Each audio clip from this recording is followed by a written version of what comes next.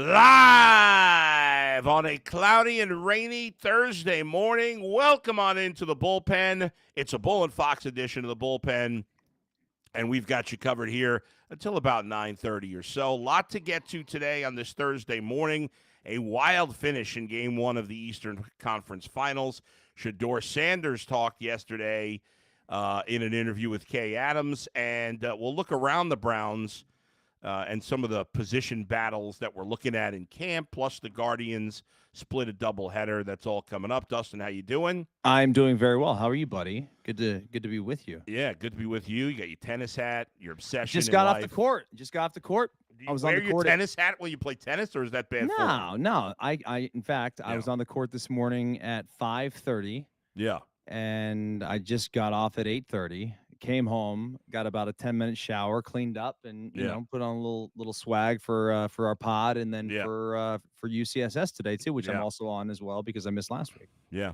All right. Well, it's good to have you. Good to see you. Oh, thank you, Adam. And again, let's start with the NBA. I do want to get to the Browns, but this game last night in the Eastern Conference Finals was just absolutely crazy.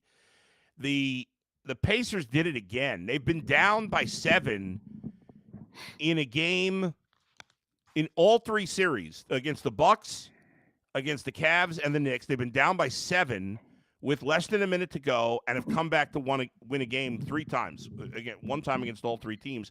It had only been done once before in the history of the NBA, and the Pacers have done it once in each series. One other stat, and again, for those who don't know, the Pacers won game 1, 138-135 in overtime.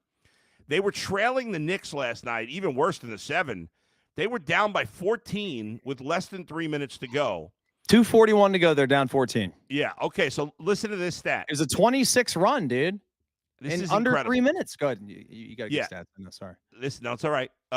Teams leading by at least 14 points in the final 2 minutes and 45 seconds of the fourth quarter had been 994 wins, 0 losses since detailed play-by-play began being kept in 97-98. So in almost 30 years, there had been 994 teams leading by 14 points, by at least 14 points with 2:45 or less to go, and none had ever won the game until last night.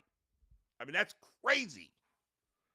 That's just crazy. What a win. I got to tell you, I did something very stupid last night. Uh-oh. Yeah. I mean, it's not that stupid, but no, like right. I had bet on the Pacers money line. Yeah.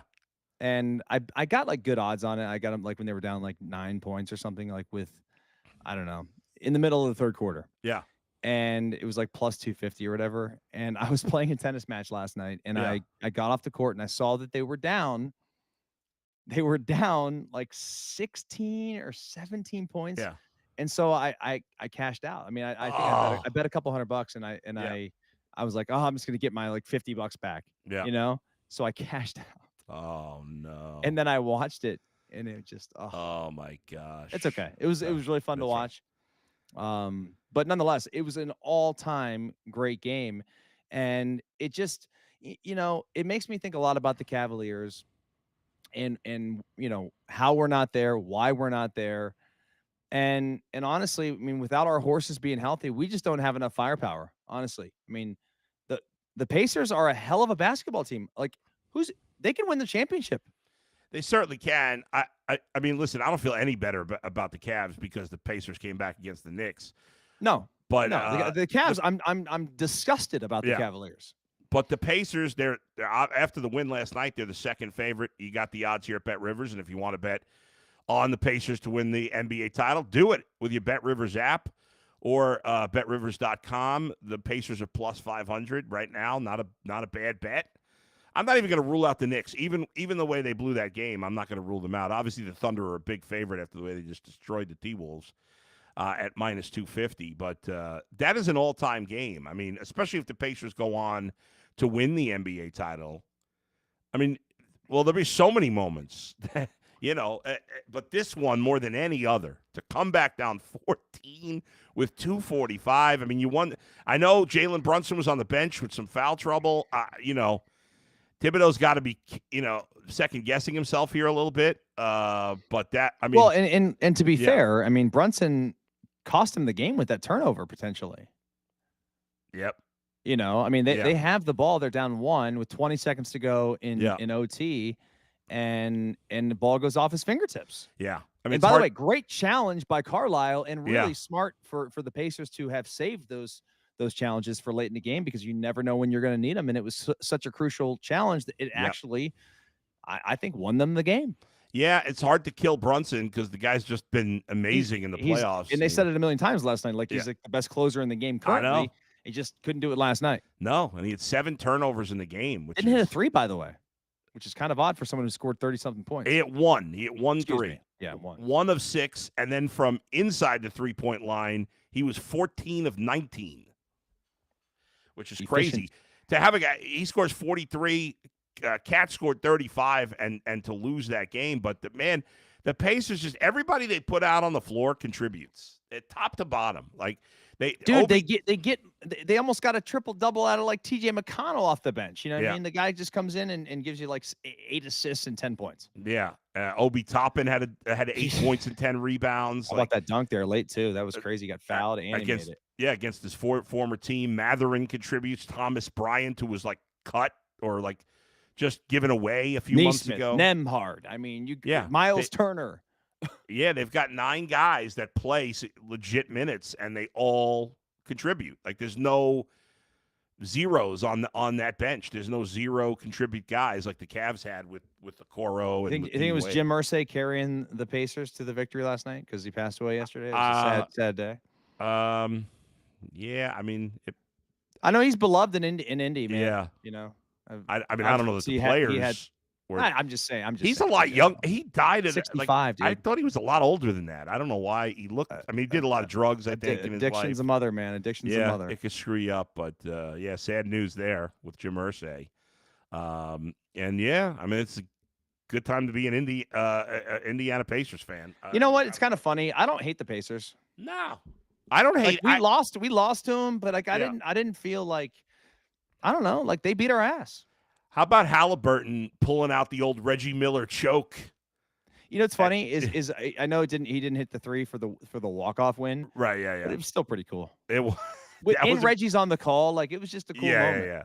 And then Halliburton, I think it was Halliburton, handing the ball to Cat at the end of the overtime because he knew it was 0.2 seconds, and even if he hits, a 3/4 court shot, it doesn't count because you can't get a shot off in less than 3 seconds.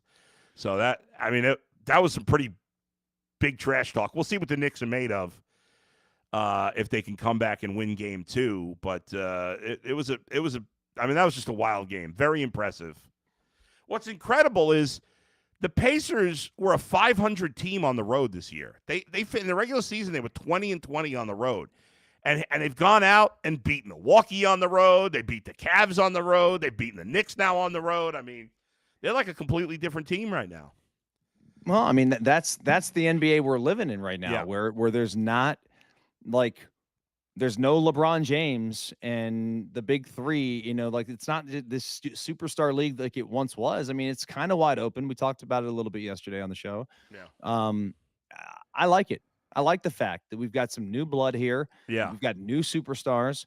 I mean, the Pacers, really, they don't have superstars. I mean, they've got all-stars. Yeah. And Halliburton's an all-star, and he's a hell of a player. Right. And Siakam has been a perennial all-star for his career. But it's like, dude, they're just a really damn good team. I like Rick Carlisle. I think they're coached well. The way that they move the ball, it's great. They didn't play a ton of defense. They played enough to win the game last night, but still, they're a fun team. Yeah, you look at the MVP voting, which came out yesterday. I don't think anybody on the Pacers got any votes, right? No, I don't think so. Who would? Yeah, I mean, I guess. Well, Evan Mobley got a 5th place vote, so I guess maybe Halliburton could have gotten a 5th place vote. I guess, but I don't think he did. Let me just double check it. No, nobody on Indiana. Obviously, SGA won. Jokic finished 2nd.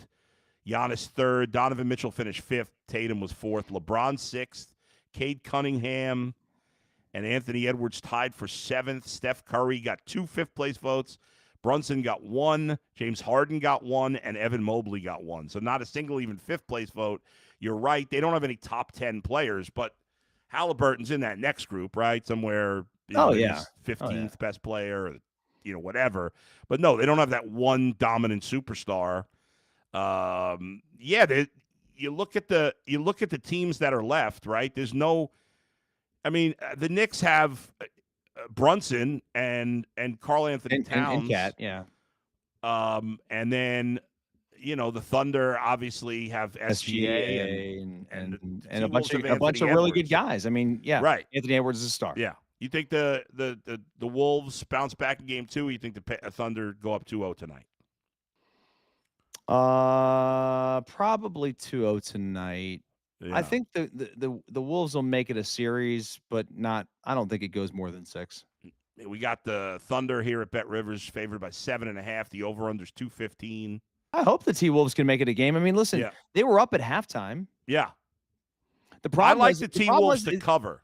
Adam, the T-Wolves, they play excellent defense. Yeah. Their problem was they had no offense in that third quarter the other night. I mean, they said I think they scored 14 points or something in the third quarter, and then they gave up 30-something. So it was a huge run, and there's just no room for them to come back. I think the Wolves, if they can play better defense and score enough, I mean, they'll keep it tight. The spread 7, you said, right? 7.5? 7.5, yeah. There it is on the screen. Yeah.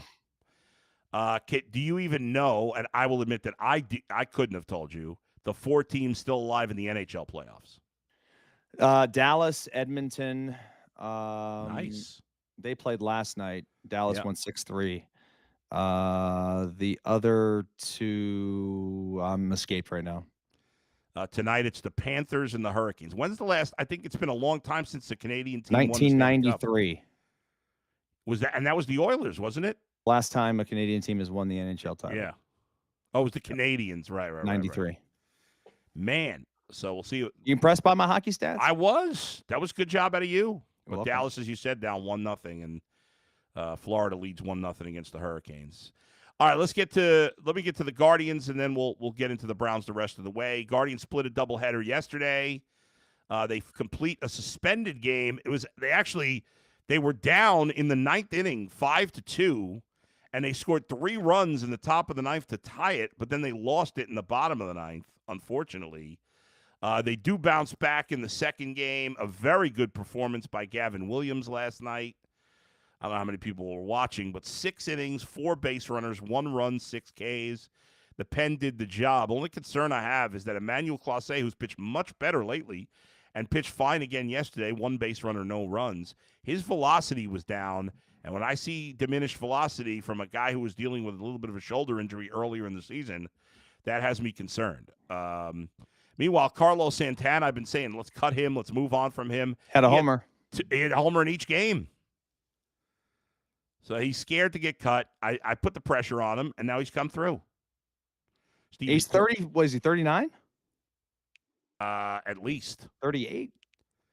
He is. Yeah, he's 39. He turned 39 in April. I saw his very first hit in person in the majors. Oh, really? Look at you.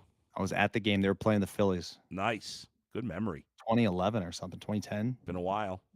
Mm-hmm. Let's see. What year was that? Let's see. 2010. Yep. Year before we started the show. I have a weird memory, man. Yeah, that's crazy. Stephen Kwan had 3 hits in the second game as well. And so the Guardians now go to play the best team in baseball right now, the Tigers. They're 26-22. They are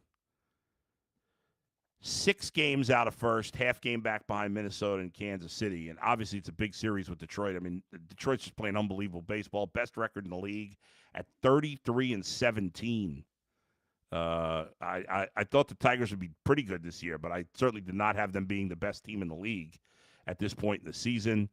So the Guardians have a big series with them. It's a 4-game series that starts tonight. And pitching matchup in tonight's game is Tanner Bybee, and they need him to be an ace tonight against Jack Flaherty. Flaherty's not had a great season so far, but obviously he's really good. You're facing the Tigers, top. You'll face Tomorrow, Slade Ciccone and Jackson Jobe, 2 rookies.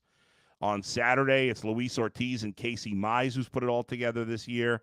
And then on Sunday, a massive advantage for the Tigers. Logan Allen for the Guardians and Tarek Skubal for the Tigers. But, the Twins were playing great baseball coming in. You split 2 games with them.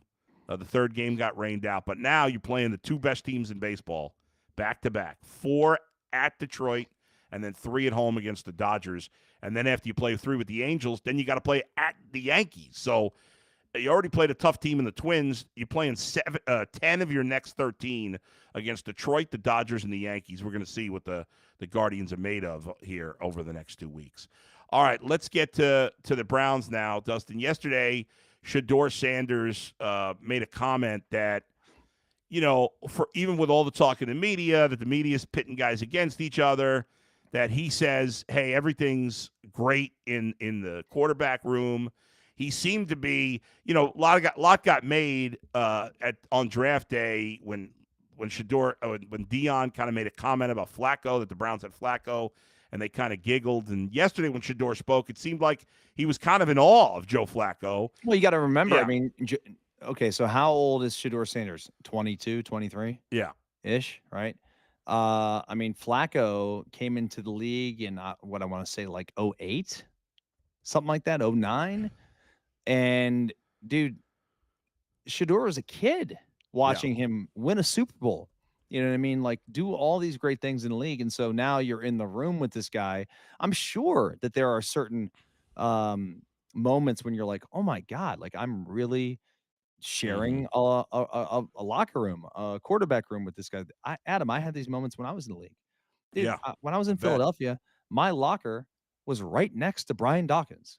And I'm like, the guy's going to the Hall. At the time, I'm like, this guy's going to be a Hall of Famer, and I'm sharing a locker right next to him.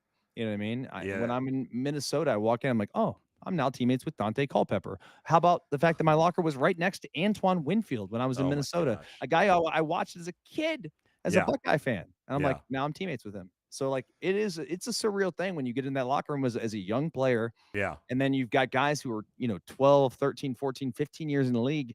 It's like, man, I was in high school. I was a freshman watching this guy in the NFL, and now I'm a teammate with you. It's just crazy.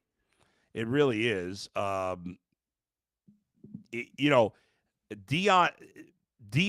and Joe Flacco didn't miss each other by that much. I forgot that Dion ended his career with Baltimore. In like what, 06, 07 he was there? 05 was his last year. 05.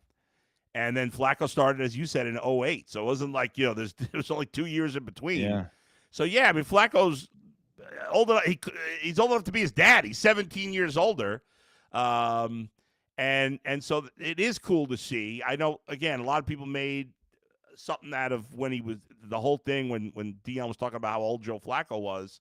But I think it's a different attitude now. I don't know, whatever. But, Joe Flacco's 40 and Shedeur's 23.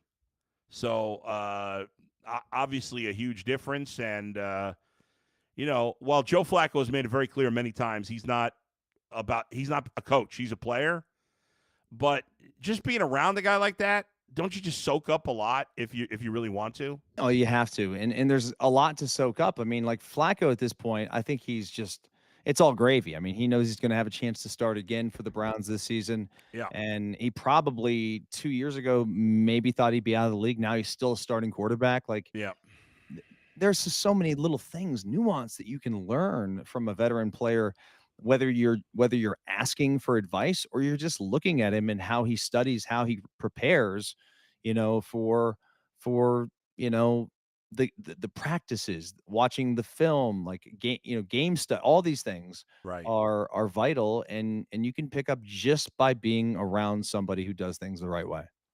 Yeah, absolutely. And it's, if I'm Shedeur Sanders, none of the nonsense and the talk before matters. I'm soaking up everything I can, no doubt, from Joe Flacco and learning, because he knows how to be a pro. He knows he's won at the highest level.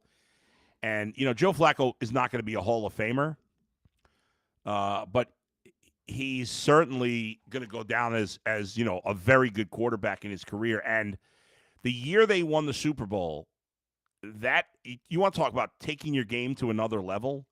That year they won the Super Bowl, he played his best football ever in every that single postseason. week. Yeah. And I remember, I mean, Yeah. that was 2012, I believe, Adam, Yep. right? And if you recall, they had to go on the road to Denver and they had the Hail Mary to Jacoby Jones. Remember that? Yep. Yeah. They put him in there. Yeah. I mean, that was a crazy run they had. And then That, the lights go out in the Super Bowl. Jacoby Jones, by the way, Jacoby Jones passed away recently in the last few years. did he? Yeah. Wow. I forget the we can look it up, but Yeah. anyway, yeah, they had the kickoff return. The lights went out in the Super Bowl. There was the Harbaugh Bowl. I mean, it was a crazy thing, but Yeah. yeah. I mean, the guy's a Super Bowl champion, Super Bowl MVP, and hell of a career for a guy that played at Delaware. It's amazing. That postseason when he won the Super Bowl, he threw 11 touchdowns and no picks. I mean, it's just unbelievable. 11 touchdowns, no picks. 26 touchdowns, 12 picks all time in the playoffs. Heart condition for Jacoby, by the way. Passed yeah. away last summer. Forgot about that. Yeah. 40 Anyway. years old. Sad. Yeah. Let's talk about a couple other positions. We spent, obviously spent so much time talking about the quarterback position, deservedly so, because you're not going to really win on a big-time way until you have a quarterback. But let's talk a little bit about some of the other positions. I want to talk about running back. Obviously, Jerome Ford is the only returning member. Well, they have Pierre Strong, technically. I'm guessing he doesn't make the team, but we'll see. They drafted Quinshon Judkins in the second round. They drafted Dylan Sampson in the fourth round. When you saw Quinshon Judkins at Ohio State, did you think he was going to be do you expect him to be? I hate to say the next Nick Chubb, but at least that kind of role where he plays. He's the main guy, getting most of the carries. Oh yeah, absolutely. Yeah, I mean, hey, and by the way, both guys were SEC Freshman of the Year. Nick Chubb and Quinshon Judkins when he was at Ole Miss. So yeah, no, I think he can be the bell cow back. I love that the Browns have options at running back. I mean, you got Sampson, who's a speedster. Ford's more of a third down type of back, and then you got Judkins, who really can do it all. And the good thing about it is, running back's a position where it's hard to stay healthy all year anyway. So to be able to have a nice rotation in that backfield, it's going to be really nice for the Browns. And it's unfortunate Nick Chubb is not going to be here, and the injuries kind of caught up to him. But we know the offense really thrives and does well when the running game is cooking for Stefanski. That is now, and Stefanski's going to take the play calling back this year. I expect to see a lot more of the 12 personnel. People get tired of hearing about it, but that's sort of the bread and butter of what is going to help this team win. And frankly, that's what Flacco does well. The play action stuff, taking some deep shots down the field. Judkins, 4 yards in a cloud of dust, will take it. So I'm excited to see what this kid can do. And hell, I mean, if he doesn't have 1,000 yards as a rookie, I'd be disappointed. Yeah. It's not like other positions where, a lot of the positions it takes a player time. We've seen it take less time at wide receiver now, with especially the special guys. But running back, for this is not new. Guys that are really good, like Quinshon Judkins, usually hit the ground running right away, and they're having great success right away. And so, it may, like, some people might think, 1,000 yards as a rookie. Yeah, 1,000 yards as a rookie. Most of the good rookies do if they get the opportunity, and he's certainly going to have it. To that point, Aaron Snyder sends us a message in the YouTube chat. He says, "Hey, Bull from Florida, I think Cleveland should keep Chubb to mentor the rookies as well as Flacco to mentor the quarterback rookies." Thoughts? We all love Nick Chubb. Can't waste a roster spot on a running back that's not going to play. Yeah, that's it. The Browns told you they're moving on by drafting 2 running backs, right? Yep. And it's that simple. We all love Nick Chubb. I wanted them to re-sign him, when the offseason first started, but at this point, they're not going to do that. It's not going to happen. And Joe Flacco's not going to be on this roster just to mentor these guys. He's going to be on the roster. Obviously, a lot of the things they've done this offseason is about the future, but the coaching staff and the players want to win. So if they think Joe Flacco gives them the best chance to win, he's probably going to start. If he's just there to be a mentor, if that's all you can get out of him, well, he's not going to be on the team for that. No. I mean, that's not that's not going to be the case. I mean, these roster spots are too valuable. We don't And by the way, like we're not in a position. We don't have enough talented players on the team to be keeping guys as like player coaches. You know what I mean? Absolutely. Tony says, I keep thinking that with all this talk about Sanders and even Flacco at times, Gabriel might quietly sneak in as the number one quarterback. Anything's possible. You never know, Tony. Do you think Tony drinks martinis? That would be appropriate. Tony Martini. Yeah. Jimmy W says, did you guys see the Irsay news? Yeah, we talked about that earlier. Sam gives the Bull and Fox emojis there. Good job out of you. Nice. All right. Let's talk about another position group. That's the wide receivers. Your starters. I mean, there's no sure thing at starter. I mean, we know Jerry Jeudy's going to start. Obviously, Deontay Johnson is the only other player on this team that has accomplished anything in the league, but his stature in this league has completely gone down the tubes. He's got zero guaranteed money after the debacle. I mean, he quit on Baltimore. He quit on. I mean, you got cut. You got traded and cut twice because you were a pain in the ass by good organizations. If Harbaugh and Tomlin, can't deal with you, yes. Now maybe he changes his ways. I always believe players can be can turn it around. They can change. Yeah. But man, those are two really good organizations and two really good coaches who I know very well. Yeah. If those guys give second chances to players. Yep. For talented players, you get more opportunities. And Deontay is a very talented guy. Unfortunately, lately it's not really been. I mean, the juice hasn't been worth the squeeze. And throw in DeMeco Ryans, because DeMeco Ryans is a great young coach. He's done a great job in Houston. And they cut him after a playoff game because he was complaining after they won that he didn't get enough targets. Yep. So, I have no problem with them bringing him in because there's no guaranteed money. If there's any signs of him still being a pain in the butt, they can move on. Like, he should be, on paper, a lock to be a starter for the Browns. But I'm not going to say that because I don't know where his head's at. So who else is in the mix? Obviously, Cedric Tillman, now in his third season after being a third-round pick. I thought he better do something this year. Got to do something. David Bell's still on the roster, third-round pick from 4 years ago or 4 seasons ago. I've kind of given up on him. Jamari Thrash, fifth-round pick this past year. Michael Woods, who was a sixth-round pick in 22. I think of all of those guys, to me, Tillman's the only one that's shown any hope. He had like that 3-4 week stretch with Jameis where he was playing much better, and then he got hurt, and that was that. So I'm willing to have an open mind on Tillman. The rest of those guys, I don't have much hope for. I know Thrash hasn't played much, so I give him a chance. But he's a late-round pick. Late-round picks, it's not like there's a million late-round pick wide receivers that are successful, but there are certainly some. So I'll give him another try. But David Bell, I mean, that guy, I think we've seen enough of him. He hasn't done anything. All right, next position group, tight end.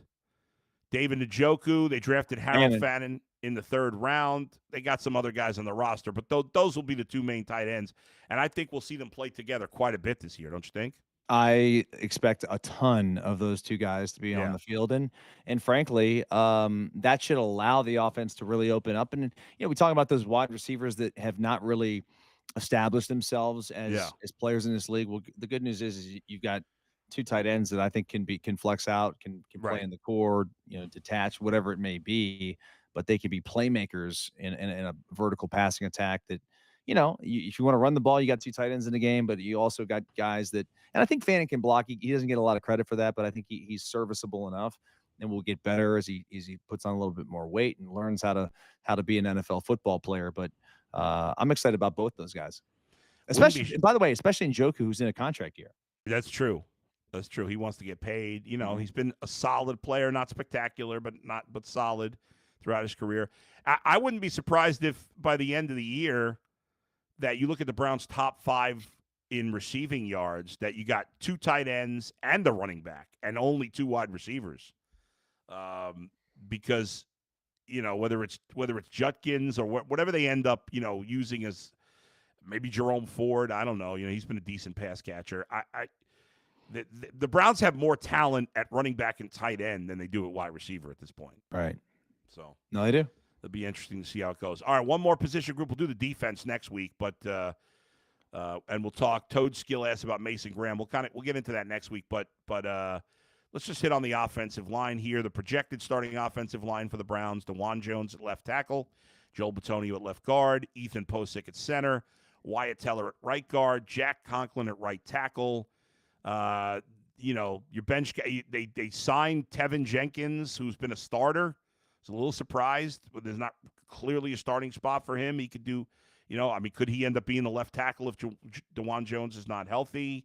They signed another free agent, Cornelius Lucas from the Commanders. They drafted Zach Zinner last year in the 3rd round, Luke Whippler the year before that.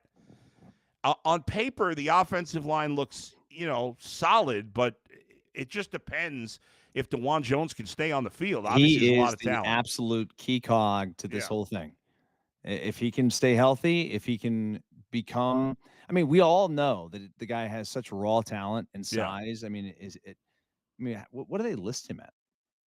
6'7", 6'8"? I'm going to look it up right now. I don't know what he is. I see 6'8". 6'8". 374. 374? That's what they're saying? That's what our lad says. All right, I could buy that. Yeah, I think they listed him like 350 last year, and I was like, nah, no way. He ain't 350. 374, they say. Yeah, that's probably about right. I know he was working to get in better shape this offseason. Again, as you said, there's so much talent there. And he's had 3 different injuries that have cost him time in 2 years.